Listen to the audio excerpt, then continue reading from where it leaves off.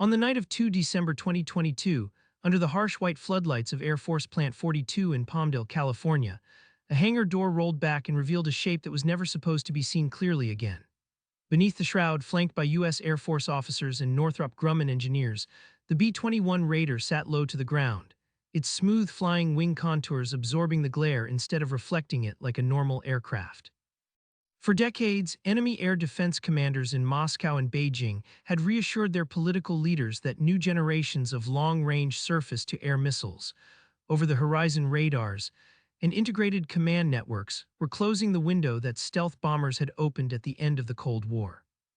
They argued that the era of American bombers penetrating heavily defended airspace was receding, that the next crisis near the Baltic, the Black Sea, or the Taiwan Strait would unfold under a sky increasingly hostile to slow, heavy aircraft. Yet as cameras flashed and the cloth slid away from the Raider's matte gray skin, Pentagon planners knew they were looking at something designed not to survive yesterday's defenses, but to walk through systems that Russia and China had not even finished building. The B-21 was the answer to a quiet but urgent question that had haunted the U.S. Air Force since the first B-2 sorties over Serbia and Iraq. What happens after the adversary spends 30 years studying your stealth, claims to have found its limits, and builds an entire anti-access architecture around that assumption? To understand why the Raider matters, it is necessary to rewind to the late Cold War, when the B-2 Spirit first turned the world's densest air defenses into a proof of concept for invisibility. The B-2's low observable flying wing, optimized against the radar frequencies and acquisition geometries of Soviet-designed systems, demonstrated over Kosovo and later over Iraq that a small fleet of bombers could launch from Missouri, cross the Atlantic, strike strategic targets inside missile-saturated airspace, and return home without a single combat loss.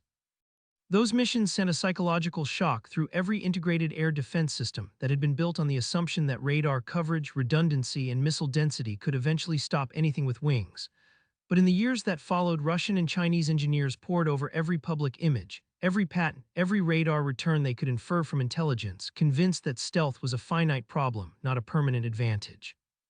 They invested in lower-frequency early warning radars designed to see the general presence of a stealth aircraft even if they could not track it precisely, in multi-static sensor networks where several separated antennas cooperated, and in faster, longer-range surface-to-air missiles intended to exploit any fleeting track they could obtain.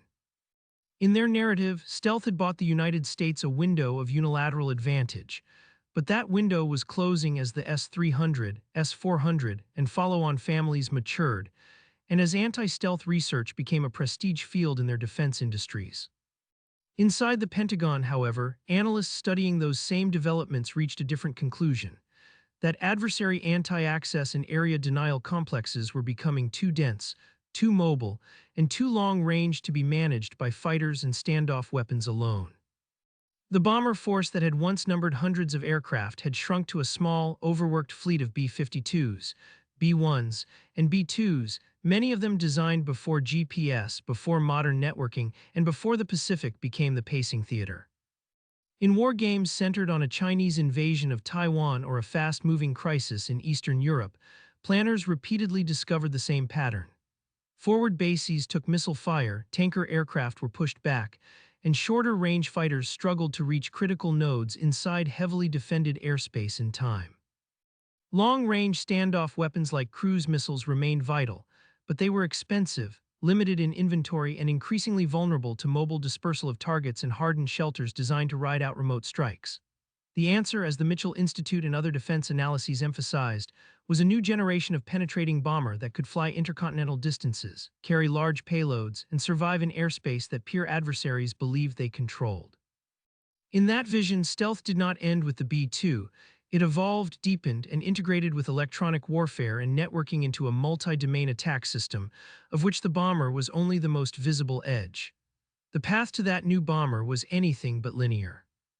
In the early 2000s, a series of studies known as bomber roadmaps alternately called for next-generation platforms, and then deferred them as budgets tightened and counterinsurgency wars in Iraq and Afghanistan consumed attention. A next-generation bomber effort begun under one administration was canceled under another, leaving a gap between the aging B-52 and B-1 fleets and any future penetrating aircraft.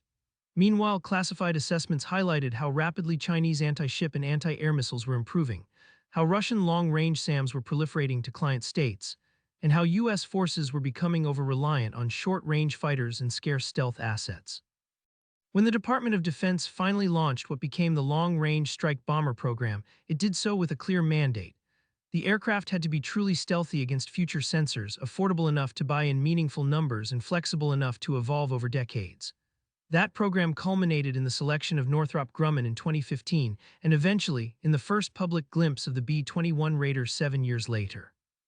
From the outset, the Air Force described the B-21 as a dual-capable, penetrating strike stealth bomber, explicitly designed to deliver both conventional and nuclear weapons deep inside contested airspace. It would form the backbone of the future bomber force, operating alongside modernized B-52s while ultimately replacing both the B-1 and the B-2. Official fact sheets emphasized that the Raider was not just a bomber but a component of a larger family of systems for long-range strike, integrating intelligence, surveillance, and reconnaissance, electronic attack, communication, and other roles into a coherent architecture.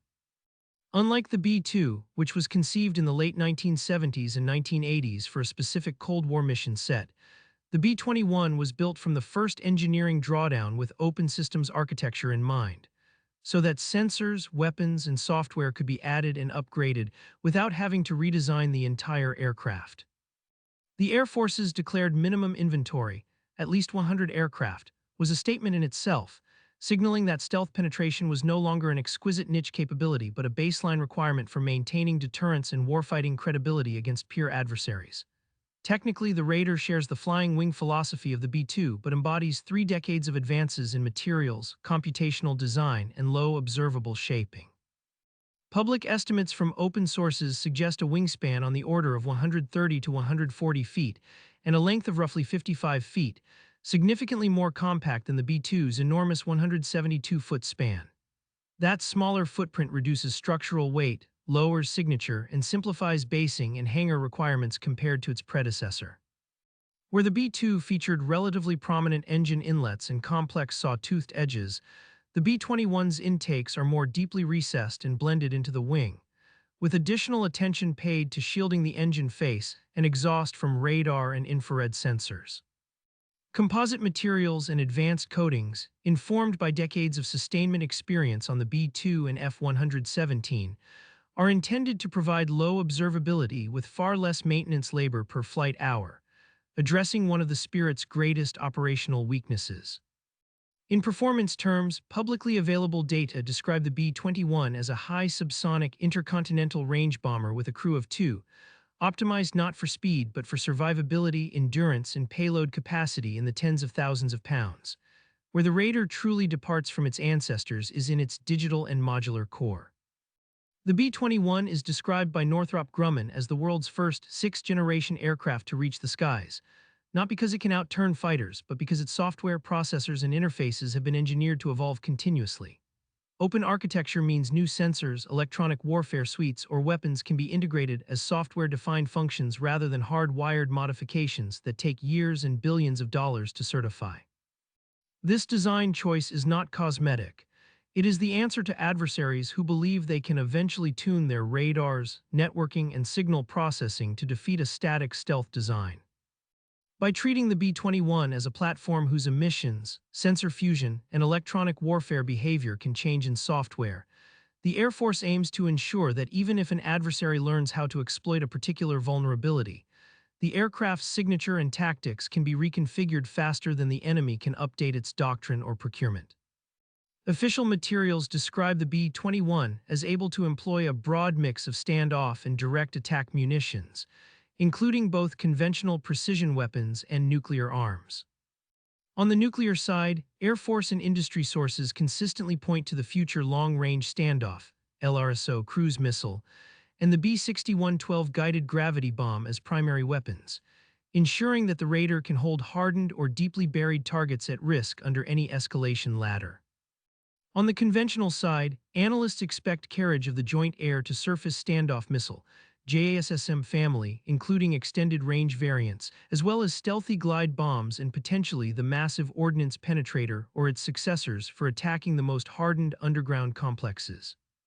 The aircraft's central weapons bay, with an estimated capacity around 20,000 pounds, is designed to accommodate these diverse loads while keeping them hidden from radar until the moment of release. This mix of internal weapons allows the B-21 to perform both the Day 1 mission of dismantling enemy air defenses and command structures, and the Day End mission of sustaining pressure on critical infrastructure, logistics, and leadership nodes. Strategically, the Raider is being fielded as the centerpiece of a revitalized bomber force built around two complementary airframes: the modernized B-52J for volume, standoff, and nuclear signaling, and the B-21 for deep penetration and contested airspace dominance. The Air Force Global Strike Command plans to base B-21 units initially at Ellsworth Air Force Base in South Dakota, followed by Whiteman Air Force Base in Missouri and Dice Air Force Base in Texas, spreading the fleet across multiple locations to enhance survivability and operational flexibility. At least one test article is already operating from Edwards Air Force Base in California under Air Force Materiel Command, where flight testing and systems integration are underway to validate low observability, mission systems, and weapons employment. The combination of concurrent development and low-rate initial production is intended to accelerate fielding, with early production lots overlapping with testing, so that the bomber enters operational service in meaningful numbers in the mid-2020s rather than languishing as a research project. This pace reflects a broader strategic assessment that the window before Chinese coercion or Russian adventurism escalates into direct confrontation is shrinking, and that by the early 2030s the United States must have a credible, survivable, penetrating strike force in being. For Russia and China, the B-21's emergence lands in the middle of their own narrative about the supposed end of bomber relevance. Over the last 2 decades, both have promoted long-range surface-to-air missile systems as central to their national defense and export portfolios, framing them as the equalizer against U.S. air power. Chinese anti-access doctrine, as described in open U.S. assessments, rests on the idea of pushing American carriers, tankers, and large aircraft out beyond key island chains through a combination of anti-ship ballistic missiles, dense coastal SAM belts, and distributed sensor networks. Russian rhetoric around systems like the S-400 and prospective S-500 has similarly stressed their ability to deny NATO air operations over large swaths of Eastern Europe and the Arctic, reinforcing a political message that Western aircraft would be too vulnerable to operate close to Russia's borders in a crisis. Allied analysts, in turn, have debated whether these integrated air defense systems truly close the door on bomber operations, or whether properly designed stealth platforms, combined with electronic warfare and decoys, can still penetrate and dismantle them. The B-21 is, in essence, the institutional answer to that debate, a bomber expressly justified on the grounds that penetrating bombers remain the most cost-effective way to attack large numbers of mobile and hardened targets inside a peer adversary's A2AD envelope. Mitchell Institute studies make this logic explicit. They argue that only penetrating bombers have the range, payload, and survivability to rapidly blunt a large-scale Chinese assault, for example, against Taiwan, while also retaining enough capacity to deter other adversaries and protect the U.S. homeland. Long-range standoff weapons, while valuable, struggle against mobile or relocatable targets that can be moved a few hundred meters to cause a pre-programmed missile to miss, and their warheads often lack the mass needed to defeat deeply buried facilities. Penetrating B-21s, by contrast, can fly from secure bases far from the front, navigate through contested airspace, and deliver heavy, precise weapons directly against key nodes like warship concentrations, armored formations, and ballistic missile launcher hide sites. These missions require not only low radar cross-section, but also sophisticated electronic warfare, mission planning, and real-time targeting, capabilities the B-21 is being built to host as part of its family of systems role. At the heart of the B-21's promise is its ability to operate in airspace saturated with advanced sensors that were supposed to render stealth obsolete. Over-the-horizon radars, operating in lower frequency bands, can detect large conductive objects at great distances but struggle to provide precise targeting information and are vulnerable to clutter and jamming. Modern VHF and UHF radars can sometimes detect the presence of a low observable aircraft, but their resolution is limited, and they are often fixed or semi-fixed installations that can be targeted once located. Fire control radars supporting systems like the S-400 operate at higher frequencies that provide precision, but also make them more susceptible to stealth shaping and absorptive materials. The B-21 is designed to exploit these physics, presenting a radar cross-section so low in critical bands that by the time a defender can construct a usable track, the bomber has already moved or released its weapons. When coupled with onboard electronic warfare systems that can attack radar waveforms, degrade data links, and confuse sensor fusion algorithms, the radar becomes not just a target that is hard to see, but an active participant in blinding the network that was built to hunt it. Equally important is how the B-21 fits into the broader U.S. system of systems. In future war plans, the Raider is expected to operate in tight coordination with stealth fighters like the F-35, aerial refueling assets, E-3 AWACS or their successors, and a constellation of space-based surveillance and communications platforms. Fighters with advanced sensors can scout ahead, feeding targeting data back to bombers. Satellites can provide wide-area surveillance of missile launches and troop movements, and bombers can, in turn, strike at the radars, command centers, and airfields that sustain the enemy's picture of the battle space. In this environment, the B-21 is less a lone ghost and more the heavy fist of a distributed kill chain, able to attack hardened, high-value targets once other assets have forced the enemy to reveal them. This multi-domain integration is precisely what adversaries did not fully anticipate when they focused their counter-stealth research on radar signatures alone. A typical early hours scenario envisioned in U.S. doctrine might unfold as follows. As tension escalates in the Western Pacific, Chinese military planners disperse mobile ballistic missile launchers into hardened shelters and forests, activate coastal radars, and bring long-range SAM batteries to high alert along the coastline and key islands. They expect that any incoming U.S. strike will have to fight through this network, presenting itself to overlapping radars and missile engagement zones. Instead, the first wave consists of B-21s that have launched from secure bases thousands of miles away, refueled well outside the reach of enemy fighters, and then descended into carefully planned low observable ingress routes. Supplemented by escorting or coordinating F-35s relaying sensor data and jamming emissions, the Raiders slip inside the nominal A-2AD bubble and release a mix of standoff JASSM-ER missiles and direct attack bunker-busting weapons against air defense headquarters, long-range radar sites, and hardened command centers. Simultaneously, B-21s tasked with nuclear deterrence missions stand ready with LRSO cruise missiles and B-6112 bombs, signaling to any adversary contemplating escalation that no sanctuary exists beyond the reach of these stealth bombers. In this type of operation, the bomber is not trying to defeat every radar and missile individually. It is cutting the nervous system. By attacking the key nodes that process, fuse, and distribute sensor data, the B-21 aims to turn a highly integrated air defense system into a collection of isolated emitters and batteries, each with a local picture but no coherent view of the larger battle. Once those central nodes are neutralized, follow-on waves of aircraft, both stealthy and non-stealthy, can operate with far lower risk, leveraging GPS-guided JDAMs, conventional cruise missiles, and other precision weapons.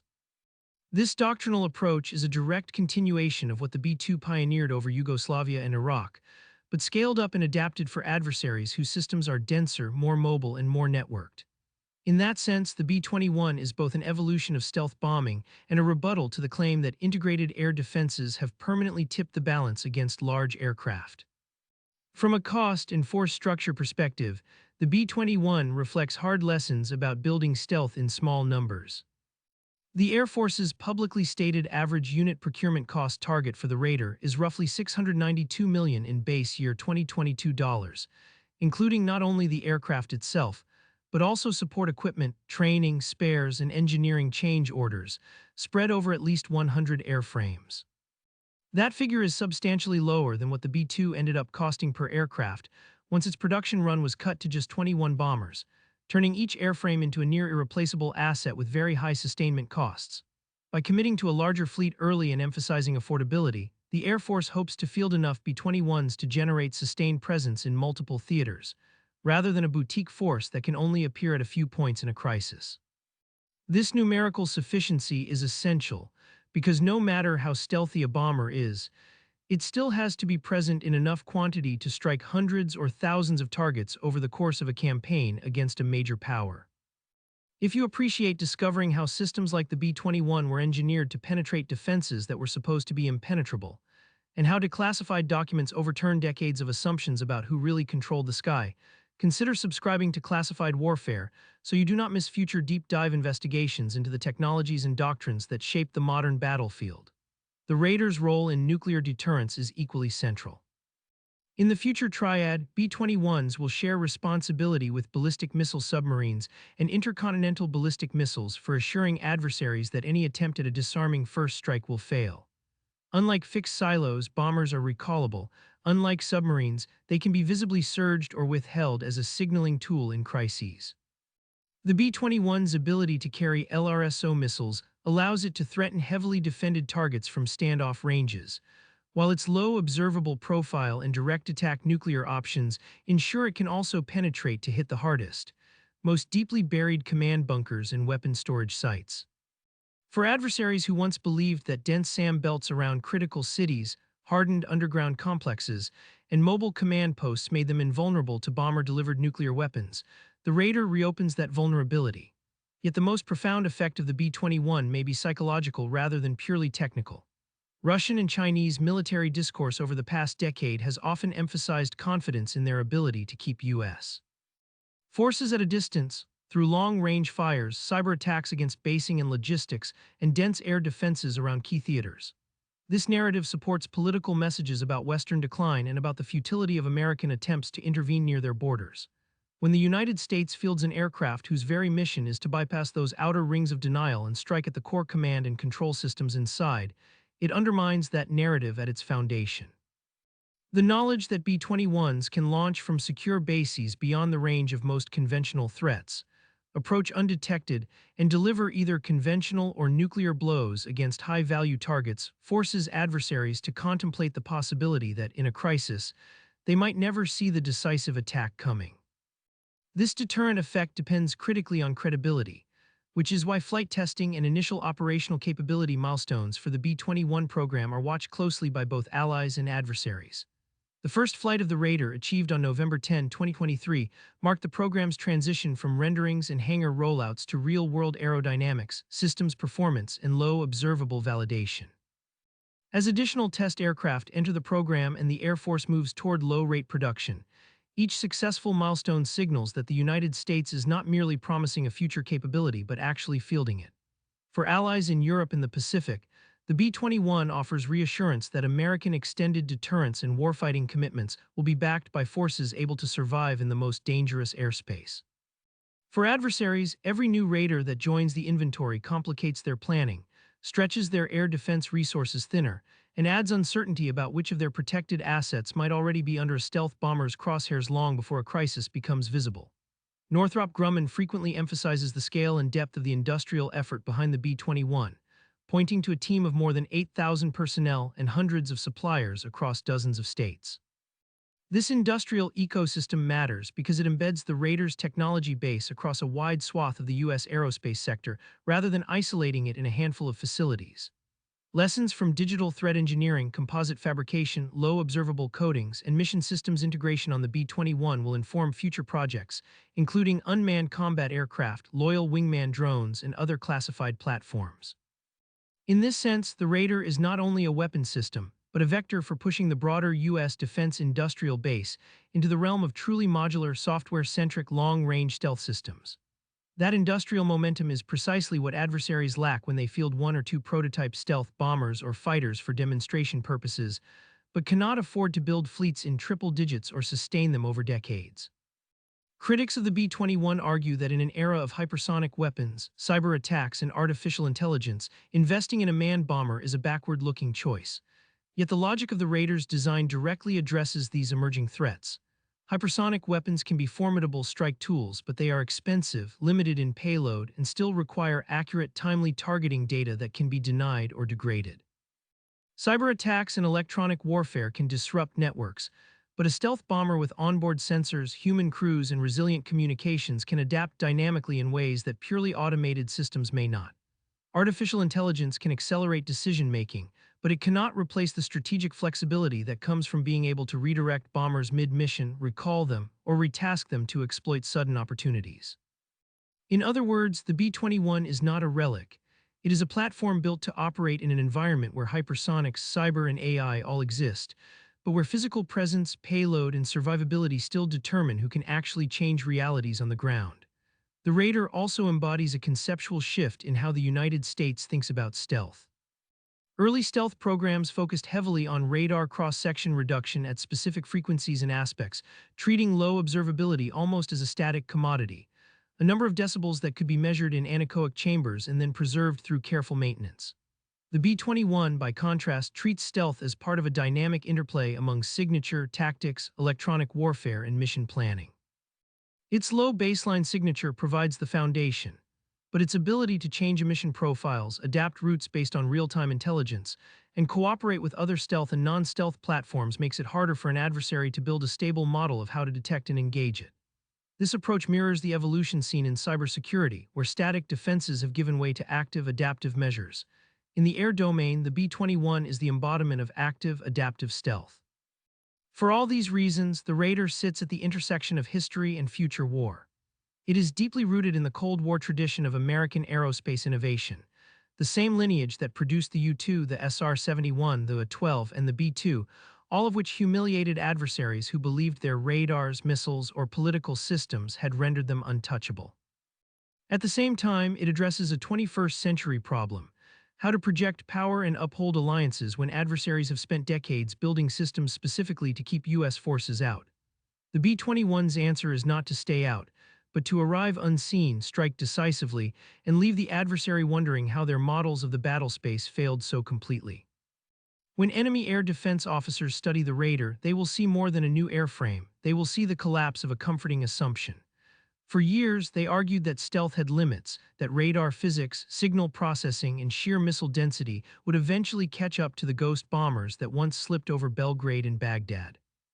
They built careers and doctrines around the idea that integrated air defense systems had closed the door on American air power, that the next war would be fought on terms of their choosing. The B-21 exists to demonstrate that the door they believed they owned was never theirs to control. It is a reminder that in the enduring contest between offense and defense, adaptation, integration, and the willingness to reinvent the tools of war matter more than proclamations about supposedly decisive technologies.